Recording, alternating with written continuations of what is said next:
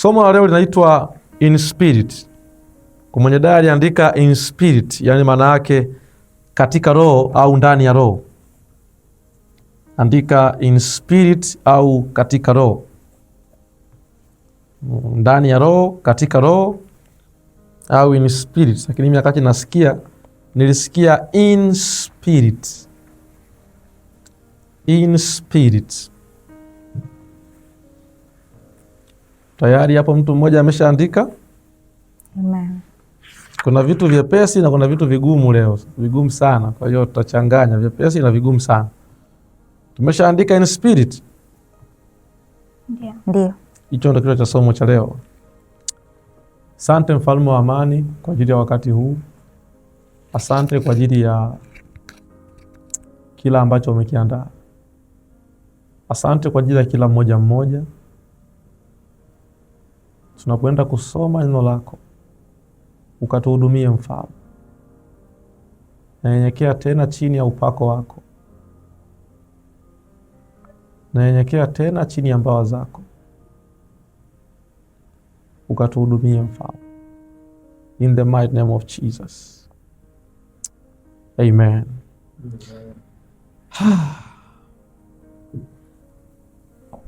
Katika roho. Bwana Yesu asifiwe sana. Amen. Duniani huko kuna mambo mengi, na wengi tumewahi kusikia kwa masomo yanazungumza masomo ya Roho Mtakatifu. Tumeyasikia mengi tu. Hata mimi mwenyewe nimeshawahi kusikia masomo mengi sana kuhusu Roho Mtakatifu. Na wakati napata hili somo la ndani ya roho au katika roho, nilihisi ni somo zito sana, lakini nikaona hichi kitu mbona mimi nakifahamu, yani mambo ya katika roho. Nimefundisha somo la Roho Mtakatifu mara nyingi sana. Nikasema hichi kitu mimi nakifahamu kabisa. Kwa hiyo hichi kitu mimi nakifahamu tu. Nitaandaa kwa wepesi hili somo na nitaenda kufundisha. Na nina maandiko mengi kuhusiana na Roho Mtakatifu. Kwa hiyo nilikuwa na uwezo wa kuongea habari ya roho 7 za Mungu. Nilikuwa na uwezo wa kuongea kwa habari ya karama na vipawa labda vya Roho Mtakatifu. Nilikuwa na uwezo wa kuongea kitu kinaitwa vile mifano ya Roho Mtakatifu kama vile njiwa, moto, maji, upepo, muhuri. Nilikuwa na uwezo wa kuongea yote hayo, njiwa yule ua. Ni masomo hayo, na ukitafuta Facebook wapi au na wahubiri wengine ambao wamezungumzia Roho Mtakatifu, utakuta wamezungumza mambo ya namna hiyo. Mambo ya namna hiyo.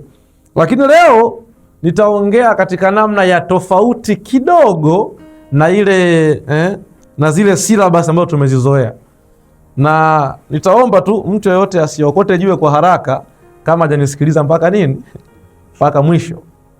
Kwa maana katika dini hii ya Kikristo kuna Biblia hizi zina tafsiri nyingi sana. Na kitu ambacho mtu anatakiwa akifahamu, Biblia yoyote ambayo utakutana nayo lazima ujue hiyo imetafsiriwa. Hello? So watu wanakuwa wanazungumza kuhusiana na nini? Na Roho Mtakatifu, lakini na wanaongea tu, wanafunua huko maandiko, wana interpret.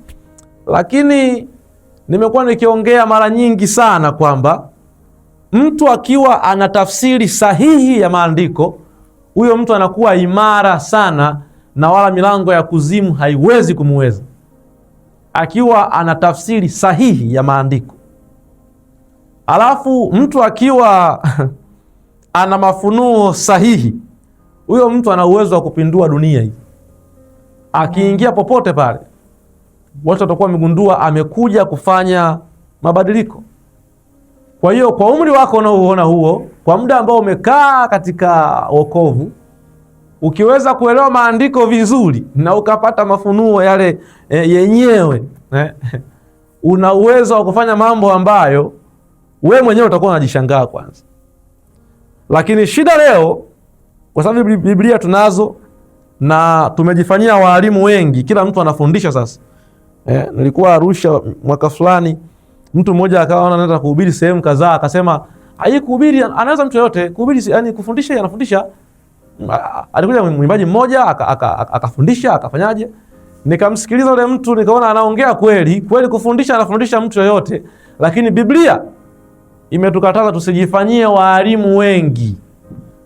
Tusijifanyie waalimu wengi na wengine wakawa wa mchongo.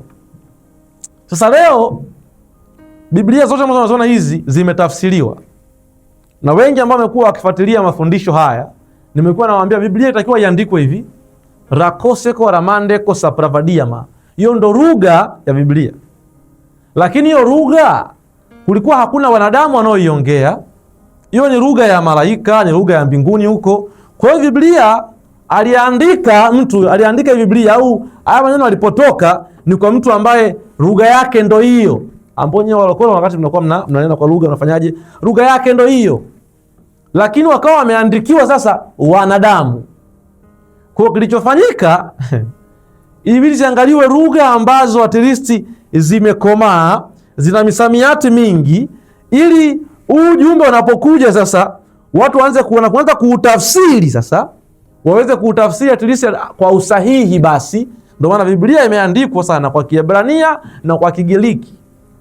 Sio kwamba Kinyakyusa kibaya au labda Kiswahili kibaya, hakikuwa kina uwezo wa kupokea haya maneno na kuweza hiyo lugha ya mbinguni alafu tutafsiri kwa Kiswahili kwa haraka. Ilikuwa iwezekana wakati huo, kwa maana Kiswahili kilikuwa bado hakijawa, yani ni lugha ya juzi Kiswahili. Ni lugha ya juzi Kiswahili. Bwana Yesu asifiwe sana. Amen. Tuko pamoja mpaka hapo? Amen. So Biblia hii unaoiona, ukielewa maandiko unaweza ukawa mtu ambaye ni wa tofauti sana, na ukawa mtu wa ajabu sana, na watu wote watakuwa wanasema kabisa huyu mtu ni mtu wa namna gani. Sasa somo la leo nimesema ni in spirit, na nilipita kwenye mitandao ya kijamii nikaona kuna watu wanazungumzia Trinity, yani utatu. Nikaona watu wanazungumzia uungu wa Yesu, lakini watu wakawa wengine kwenye utatu wakawa wanamzungumzia yule njiwa alipokuwa ameshuka kati Yesu anabatizwa pale. Aliposhuka wakawa wanasema yule njiwa ndio Roho Mtakatifu, alafu Yesu ndio yupo kwenye maji, alafu Mungu Baba yupo mbinguni. Wakawa wanabishana pale, wakawa wanabishana, wanazungumzia hiyo namna, mambo kama hayo. Lakini nilipowasikiliza wote wawili, kwa bahati mbaya nikaona wao pia kumbe kuna kitu hawajaelewa, kwamba Biblia itakiwa iandikwe Jadosko Amanta Aviaba, lakini wakawa wameiandika kwa lugha mbalimbali. Kwa hiyo mtu yoyote ambaye ana uwezo wa kuelewa vizuri Biblia ni yule ambaye kwanza ana Roho wa Mungu na amekubali kufundishwa na Roho wa Mungu, kwa maana Biblia ni kitabu cha kiroho. Bwana Yesu asifiwe. Amen. Tuko hai kweli? Nimewaambia leo kuna masomo, kuna mambo magumu na mepesi. Kwa hiyo tukae kisomi, tukae kiwanazuoni. Kitabu cha Yohana sura ya 15 mstari wa kwanza mpaka mstari wa 8. Binti yangu hapo soma kwa sauti ya kiinjilisti, tutaanzia hapo. Usikosee herufi hata moja. Yohana 15 sura ya 15 mstari wa kwanza mpaka wa 8. Sura maarufu sana hii. Inasema, mimi ndimi mzabibu wa kweli. Mimi ndimi mzabibu wa kweli. Huyu Yesu anajitambulisha, anasema mimi ndimi mzabibu wa kweli. Na Baba yangu ndiye mkulima. Na Baba yangu ndiye mkulima. Manake Yesu hapo anatuambia yeye ni mzabibu wa kweli. Yaani kuna mizabibu mingi, alafu yeye anajiita ni mzabibu wa kweli. Manake kitu ambacho mtu anaweza akakipata kwenye zabibu yoyote ambaye anaishi ni zabibu, bado hicho kitu sio kuna come on, ambacho ukikipata kwenye zabibu, yeye kuna kitu ambacho anakupa ambacho ni zaidi ya mizabibu yote ambayo imewahi kutokea, na kama kuna vitamins kama kwa nini ambavyo vinapatikana kwenye zabibu, yeye Yesu anavyo kwa zaidi. Ndio maana anasema mimi sio, angesema tu mimi ni mzabibu, anasema mimi ni mzabibu wa kweli. Afu na Baba yangu ni mkulima. Mungu kamuita, ati Yesu kamuita baba yake mkulima, alafu yeye kajiita mzabibu. Endelea. Kila tawi ndani yangu lisilozaa huliondoa. Kila tawi ndani yangu lisilozaa huliondoa. Kumbuka anasema kila tawi ndani yangu. Yaani huo mzabibu una matawi ndani yake.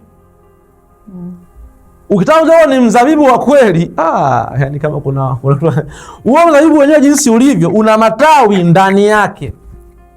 Daskenta badia ma. Wengi wanasoma ile andiko kwa namna nyepesi, lakini huu mzabibu ambao ni Yesu sasa. Yeye mfano wake ametoa sema ndani yangu. Endelea. Na kila tawi lizaalo hulisafisha ili lizidi kuzaa. Ninyi mmekwisha kuwa safi kwa sababu ya lile neno nililowaambia.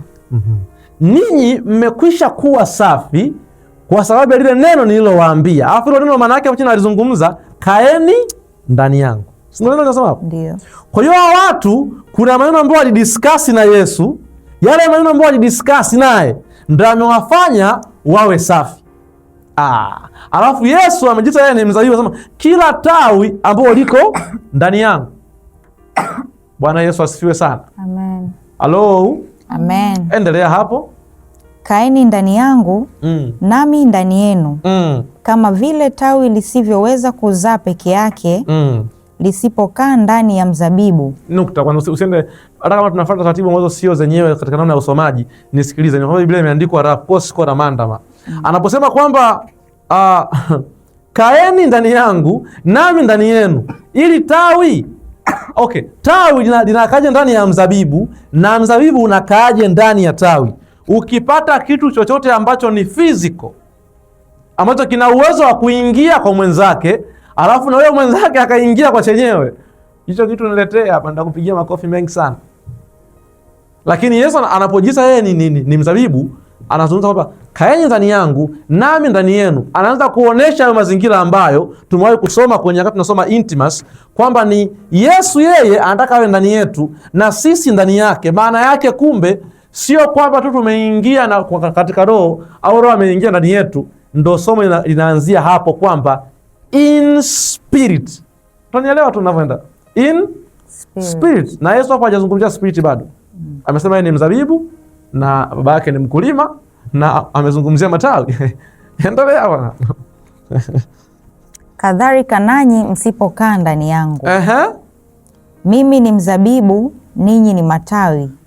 Akaaye ndani yangu nami ndani yake, huyo huzaa sana. Hiyo akaaye ndani yangu nami ndani yake, huyo huzaa sana. Somo letu limetokea hapo. Maana yake Yesu anazungumza kwa habari ya ukisikia kuzaa sana, na ametoa mfano wa mzabibu, unazaa nini? Kwa sababu Yesu sio mzabibu Yesu. Kwa utazaa nini ujikaa ndani yake? Kuna vitu utazaa. Hiyo kuzaa sana maana yake utakuwa una produce things. Hello? Amen.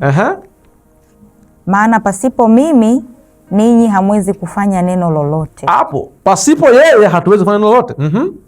Mtu asipokaa ndani yangu hutupwa nje kama tawi na kunyauka. Watu huyakusanya na kuyatupa motoni yakateketea. Hayo ni matokeo ya mtu kukataa kukaa ndani ya mzabibu. Halo? Amen. Kwa hiyo ni kitu rahisi mtu kukataa kukaa ndani ya mzabibu, mkahisi ni story tu kwamba unajua. Mtu akikataa hutupwa nje. Ninyi mkikaa ndani yangu. Mstari wangapi huu? Wa 7. Ninyi mkikaa ndani yangu na maneno yangu yakikaa ndani yenu, ombeni mtakalo lolote nanyi mtatendewa. Unapokuwa umekaa ndani ya Yesu na Yesu ndani yako, hapo kwa mujibu wake anajizungumzia yeye kajita mzabibu. Watu wanapoongea ni kama hivi. Watu wanamuona Yesu huyu hapa, anawaambia watu physical hawa hapa, anaambia mimi ni mzabibu, kaeni ndani yangu. Hello? Wanamuona hata huyu sio mzabibu. Yeye mimi ni mzabibu na nyinyi ni matawi, kaeni ndani yangu. Wanamsikiliza, alafu mwishoni anawaambia katika namna hiyo, mtu akikaa ndani yangu huyu atazaa sana. Sasa kama utazaa sana, unazaa vitu gani? Utanielewa tu. Malizia hapo. 8.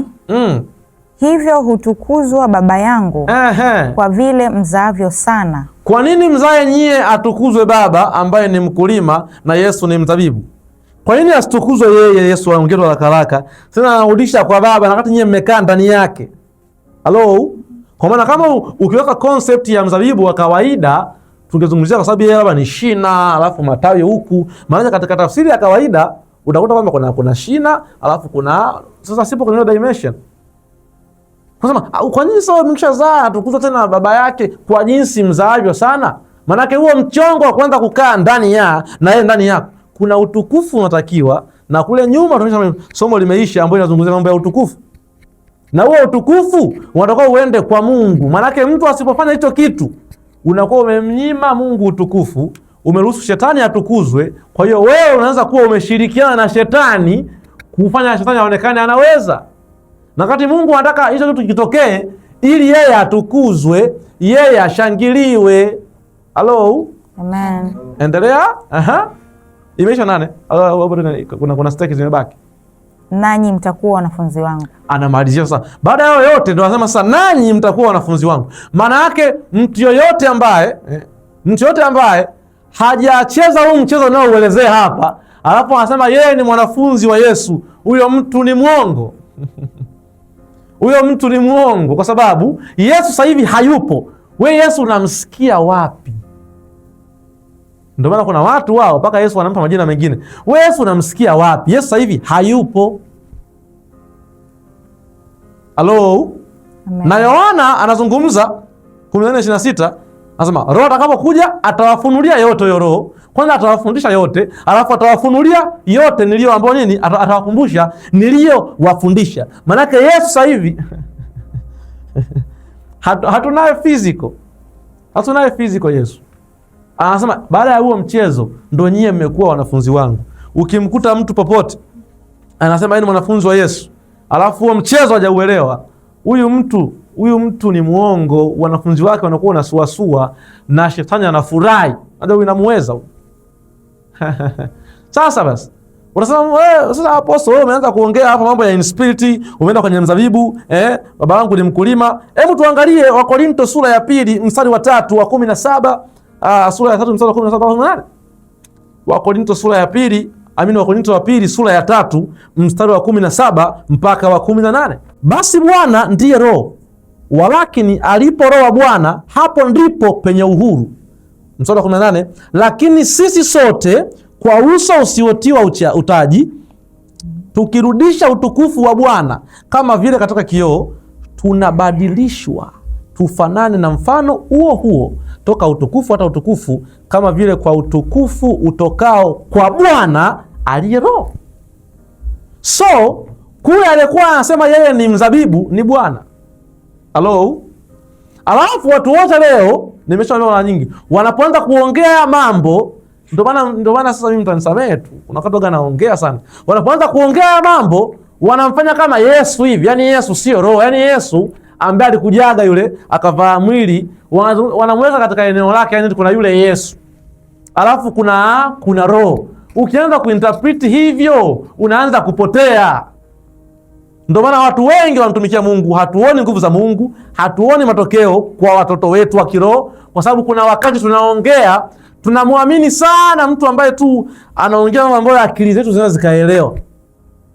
Kuna wakati unatakuwa akili yako isielewe, ielewe roho yako. Alafu akili itaelewa baadaye, baada ya kubadilishwa. Sasa hiyo Biblia yako imeandika hivyo. So kumbe basi Bwana ndiye Roho.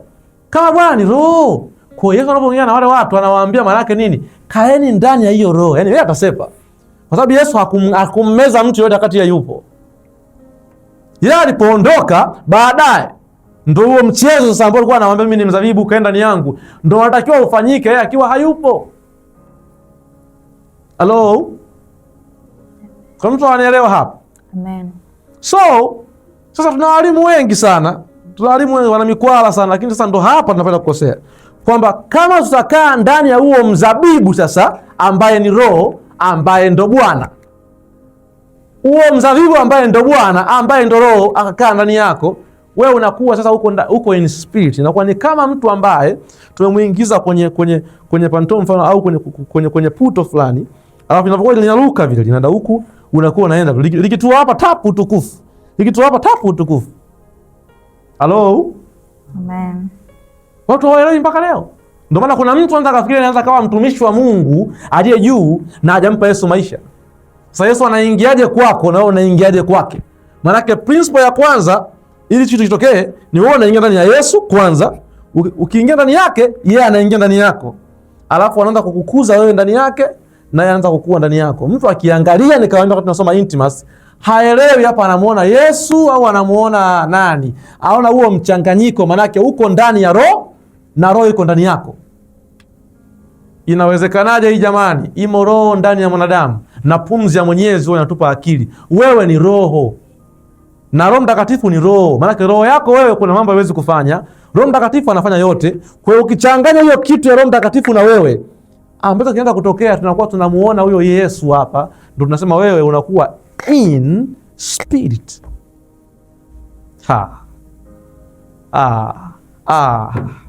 Watu wangekuwa wanaelewa hivi vitu, wangekuwa wanaelewa hivi vitu, Ukristo usingekuwa wakubezwa huko usingekuwa wakubeza huko So kama andiko anazungumza hivyo, hebu tuelezee kitabu cha Warumi sura ya 8 mstari wa 9 mpaka wa 11 kwa haraka. Naweka hapo msingi. Ukisikia mzabibu ndo Yesu, ukisikia Yesu ndo roho, inatakiwa hapo in spirit. Rumi sura ya 8 mstari wa 9 mpaka wa 11 mwanangu, kwa haraka. Rumi 8:9 inasema lakini ikiwa Roho wa Mungu anakaa ndani yenu. Hapo sasa naenda, hichi kitu ni kigumu jamani, hapo msinipige mawe. Basi ikiwa Roho wa Mungu anakaa ndani yenu, ninyi hamufuati mwili. Ninyi hamufuati mwili. Listen this balance. Nataka nikupe hii. Ndani ya mwanadamu kuna roho. Hello? Amen. Ambayo roho itahukumiwa. Alafu kuna mwili, nitaambia huu mwili kwa nini wakati tunausengenya na kuusimanga, kuna tabia umezipata somewhere, kitabu cha Mwanzo. Kwa hiyo hii roho ya mwanadamu ambayo itahukumiwa sasa, huwa ina mtindo sasa wa kuanza kuishiwa nguvu, inaanza kusikiliza mwili unasema nini. Lakini anazungumza hapo mkiwa ndani nini? Ikiwa Roho wa Mungu huyo aliyemfua Kristo anakaa ndani yenu, hamufuati tena mwili. Manake njia yako ambayo unatembea wewe sio njia ya mpumbavu, sio njia ya kwenda kuzimu. Kuna kitu kimeingia kukubadilisha direction. Unaanza kwenda njia ya uzima. Endelea hapo. Bali mwaifuata roho. Lakini mtu awaye yote asipokuwa na roho wa Kristo, huyo si wake. Okay, nikupe kidogo shule. Hizo roho ambazo zinazungumzwa hapo, zinazungumzwa roho mbili. Bibi yako sasa hivi na wasiwasi nayo. Kama ingekuwa hizo roho hapo kichunguza, utaona kuna roho ambayo imetoka kwa herufi ndogo, alafu kuna roho imetoka kwa herufi kubwa. Huo ndo muktadha, yani ndo ilikuwa wale Waebrania akizungumzwa Roho Mtakatifu sababu ni Mungu, wanaiandika kwa heshima. Na hata unapokuwa unataja labda roho ambaye ni roho wa Mungu, kuna heshima yake. Na roho ambayo roho ndani ya mtu kuna heshima yake. Kwa hiyo anazungumza anasema hivi, hiyo ukisikia hamuifuati roho, sasa nini? Ikiwa Mungu anakaa ndani yenu, hapo azungumza roho wa Mungu ambaye ni nani? Ni Yesu. Amufuati mwili. Manake ambaye kakosi jamaa.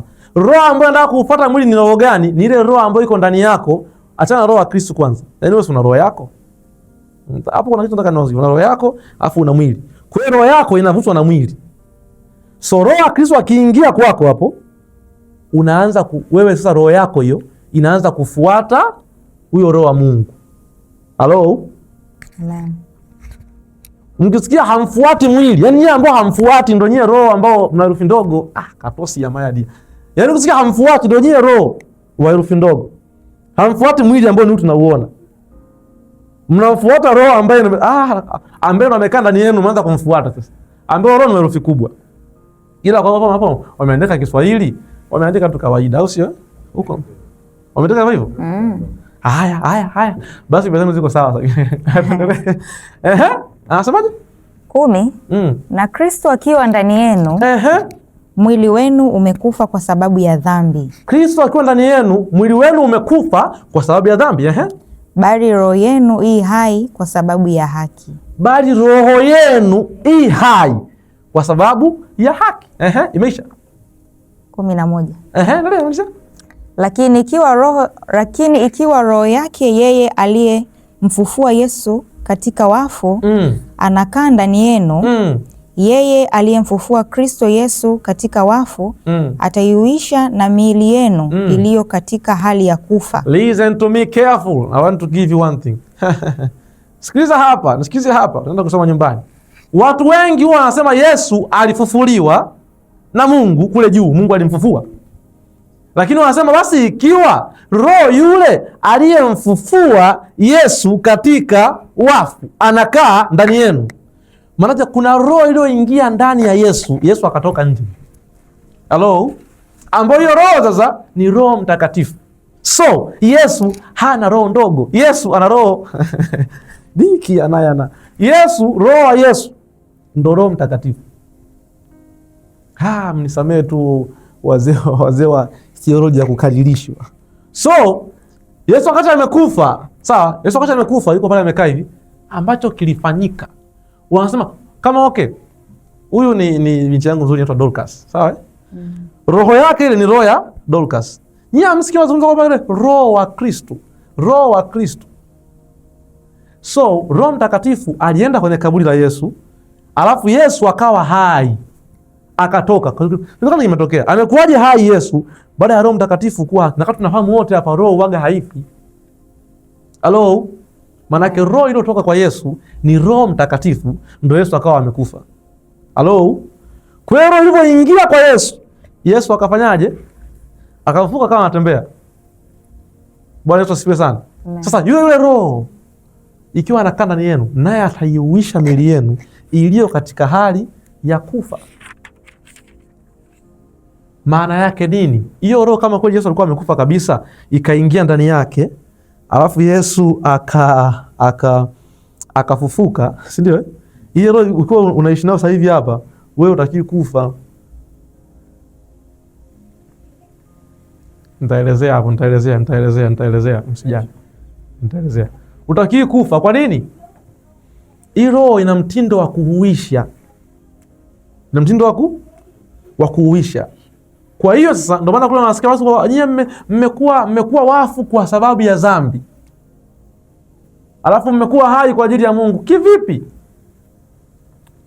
Let me repeat kwa mtu ambaye niliongea katika TikTok haraka haraka. Watu wakafikiri ni mhubiri mchanga, kumbe hawajui ni mtume wa hichi kizazi. Ngoja nimuelezee mtu mmoja hapo. Roho yako wewe ipo. Ina jina lake. Inaitwa labda mshikakamera jina lako uzio. Roho yako wewe ina jina lako hilo. Ndo wewe.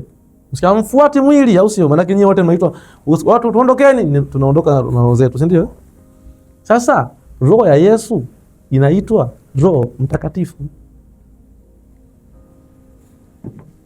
Ni mtu wa elimu ya kawaida tu ndo atakuwa anafikiria Yesu mwenzako. Roho ya Yesu ambaye Roho Mtakatifu ndo uhai, ndo chanzo cha uhai. That's why ana uwezo wa kuhuisha. Roho yako wewe ina uwezo wa kuhuisha vitu vingine, kwa sababu roho yako wewe sio Roho Mtakatifu. That's why Yesu kuna kitu alikiongea hapa watu hawaelewi kwenye Yohana sura ya 10 mstari wa 14 mpaka 15. Yohana sura ya 10 mstari wa 14 mpaka 15. Inasema, yes mwanangu, mimi ndimi mchungaji mwema. Nao walio wangu na wajua. Sawa. Nao walio wangu wanijua mimi. Kama vile Baba anijuavyo, nami nimjuavyo Baba, nami nautoa uhai wangu kwa ajili ya kondoo. Hapa anaposema nami nautoa uhai wangu kwa ajili ya kondoo. Jamani, Yesu aliutoa uhai kwa namna ya mwili wake kwa ajili ya ulimwengu. Aliutoa mwili wake kwa ajili ya aliufia ulimwengu. Lakini ule uhai ambao ndio hiyo roho ameitoa kwa ajili ya kondoo. Dasiama. Ndio maana maandiko yanasema yoyote asiye na roho wa Mungu huyo sio wake. Ndio kuna watu 1000 hapa. Wote wasikie hii. Waondoke na hizi knowledge. Kama Yesu anasema wale ambao hawana roho wangu hao sio wangu, that means kuna wakati aliwapa hiyo roho. Lakini lugha inayotumika hapa anazungumza Yesu kwamba ameutoa uhai. Ukisoma mwenyewe huko nyumbani, unasema hapa uhai alivyoutoa, ameutoaje hapa uhai? Yaani uhai wake alivyokufa alivyofanyaje? No. Nami nautoa uhai wangu kwa ajili ya kondoo. Mstari wa 10 na ngapi? 17 Luka? 17. Yanasemaje? Hapo mbele yake tu kidogo. Yaani Luka sio kitabu cha Luka, hapo sogea mbele kidogo kwa mstari wa 17. Hapo hapo. Sura 17 mbele. Kuna neno limeandikwa. Yohana sura ya 10. Mstari wa 17. Anasemaje? Ndiposa Baba anipenda. Ndiposa Baba anipenda. Kwa sababu na utoa uhai wangu ili ni utwae tena. Ili ni utwae tena. Okay. Yaani Yesu niye mnafikiri alikufa kwa sababu ya akili fani fupi. Yesu alikuwa amekaa hivi, akautoa Roho Mtakatifu ambaye ndio uhai. Akaondoka yule, alafu watu wakasema amekufa. Alafu alipoita Holy Ghost au aliporudi yule Holy Ghost, Yesu akawa tena yuko macho. Ndio maana Yesu hawakumuua wala hawakumsulubu. Nimekuwa nikirudia hii mara kwa mara ili nyie muelewe. Wengine mtawaelezea lakini nyie muelewe. Kama Yesu anasema hakuna mtu awezaye kuutoa uhai wangu, maana yake Yesu ambacho anamfanya yeye mwili aliotoa, wakawa wanampiga sawa, lakini kumuua Yesu hawakuweza. Why? I want to give you this one. Roho ya mtu unaitoa kwa kumpiga yule mtu, kumkatakata mpaka kufa. Roho Mtakatifu atolewi kumkatakata mtu kwa sababu ndio maana anasema angekuwa na roho wa kawaida sasa hivi watu wanakufa. Hakuna mtu anaweza kuniondolea uhai. Ni mimi nina uwezo wa kuutoa na nao uwezo wa kuutwaa tena. Agizo hilo na lilipata kutoka kwa Baba. Kwa hiyo alipokufa alifanyaje Yesu? Alikuwa anafanyaje? Ametoa hiyo roho yake. Watu uzio lugha za picha wanasikiliza, Baba mikononi mwako naiweka roho yangu. Anakana roho tap, wanamchukua anarudi. You think Jesus ambaye ni Yesu Kristo. Yaani jina lake tu mpakwa mafuta. Yaani name ni mpakwa mafuta. Na nyuma sawa mafuta ni Holy Ghost. Na watu hawaelewi kwa nini Yesu alikuwa mpakwa mafuta. Until now. Kwa sababu mtu huwa akitaka kunanilia, Samueli wa kwanza sura ya 10, Sauli anatoa mafuta ya ukuu. Hello? Maana yake kwa maneno mengine mafuta yanakisha Holy Ghost. Wewe ukiwa mikono Roho Mtakatifu na mtu akakukia hivi, unakuwa ni mafuta ya ukuu. Mwenzako Yesu kazaliwa alikuwa anaitwa Kristo. Hujanipata? Kazaliwa anaitwa hicho kitakachozaliwa kitaitwa kwa tosi ya mayana. Yaani bado uelewi tu mpaka hapo.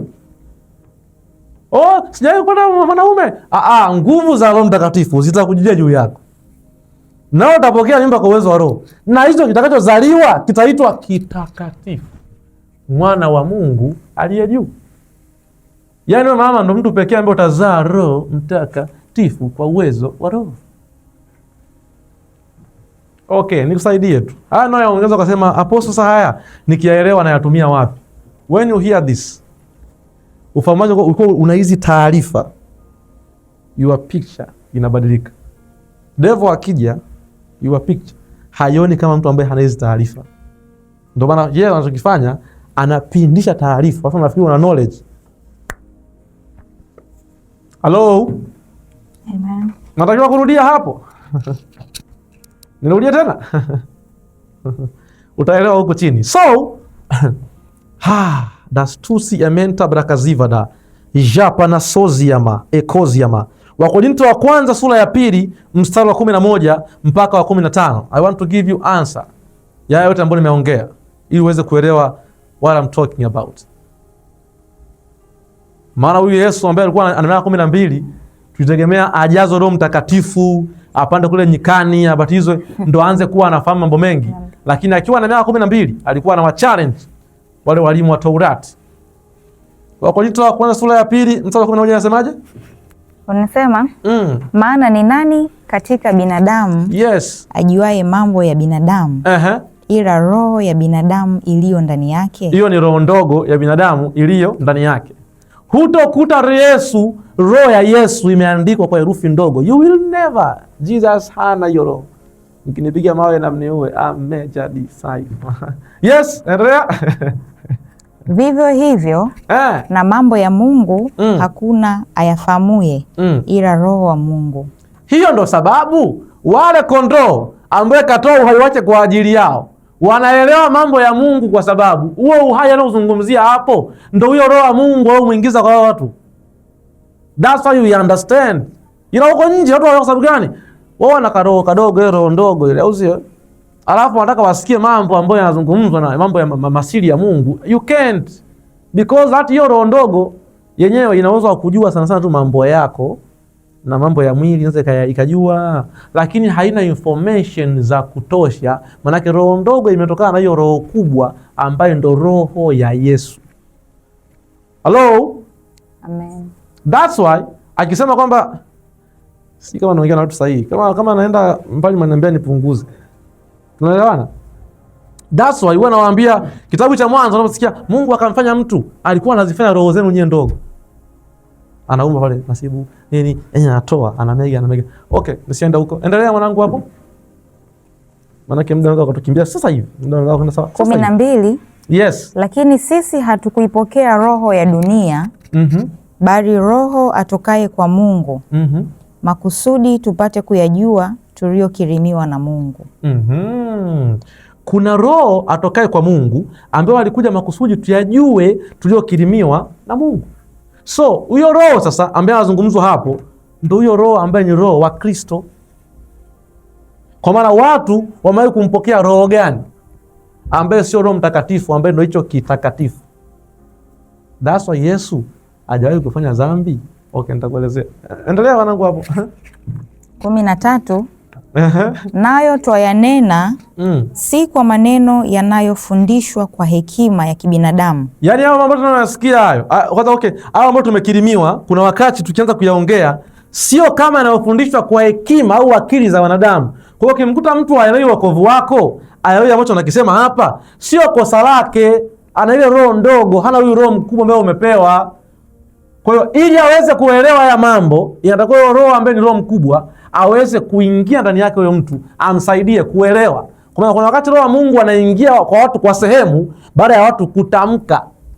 Ndio maana mtu mmoja alikuwa ni tasa, akaja akapata mimba na nini, alikuja mtu mmoja ambaye tumboni mwake anaitwa kitakatifu, that's square ma. Akasema tu wewe, alipoongelea mtu kitoto kikacheza tumboni. Hello? Amen. Hakuna mtu yoyote awezaye kuja kwangu asipovutwa na Baba. How? Maneno haya nayowaambia ndo roho tena ni uzima. How? Manake Yesu kwanza anaongea na wakina Petro muda wote pale, anawapa portion ya kwanza ya Holy Ghost. That's why deliverance nyingi mikono kana nazifanya huwa nawapulizia watu. Kwa mimi nikipumua napumua Holy Ghost. Haya sasa. Yaani yeye ni zaidi ya kusema kwenda nikifanya tule. Ile roho ya Mungu ishaingia inasafisha. Hello? Amen. Bali yanayofundishwa na Roho tukiyafasiri mambo ya rohoni kwa maneno ya rohoni. Kumbe sisi tunao mambo yetu tukimiwa, tunaongea mambo ya rohoni, lakini pia huwa tunayatafsiri mambo ya rohoni kwa jinsi ya rohoni. Wakati nawaambia hapa Yesu wa uhai unaosikia wa uhai sio mwili wake tena. Ninakupa lugha ya rohoni kwa tafsiri ya roho. Sasa msomi anataka aelewe hiyo kwa lugha yake aliyofundishwa chuo. Mimi naongea lugha ya roho. Na nataka kuja kwenye chuo cha Roho Mtakatifu ili aelewe na tunatafsiri mambo ya rohoni kwa jinsi ya rohoni. Endelea mwanangu. Imeisha ngapi imefika bado? 13 tumemaliza. Endelea 14? Patamu hapo. Basi mwanadamu wa tabia ya asili hayapokei mambo ya Roho wa Mungu. Maana kwake huyo ni upuuzi. Wala hawezi kuyafahamu kwa kuwa yatambulikana kwa jinsi ya rohoni. Hiyo rohoni imeandikwa kwa herufi gani hapo mwanangu? Ndogo, rohoni. Rohoni. Okay. I want to give you this one. Mtu akiongea, hiyo rohoni kweli ni roho. Mtu akiwa anaongea mambo ya Roho Mtakatifu, akiwa anaongea, kinatokea kitu gani? Roho yako wewe ndo inasikia na kuelewa. Hello? Nasibu unasoma sasa hivi? Utanipata kweli? Utanimani? Kwa hiyo mimi hapa nikianza kueleza mambo ya zamani zilizopita, roho yako inanielewa kwa sababu gani? Kwa sababu zamani ilikuwepo. Alafu inapoanza kufikia mwisho kwenye ukingo pale, ndo roho wa Mungu anaanza kukusaidia, kwa maana anazungumzwa roho wa Mungu kabla Mungu hajaweka vilindi. Anasema nilizaliwa. Yesu alikuwa anamaanisha ni wa zamani sana. Na mwanadamu, hata hiyo roho yako yenyewe kuna wakati ambapo iliumbwa. Na wewe umeumbwa juzi, Mwanzo 1:24. Lakini roho wa Mungu ameumbwa nyuma, yani alikuwepo, mimi hajaumbwa. Nyuma huko kabla ya vilindi, maana yake kabla unavyosikia roho wa Mungu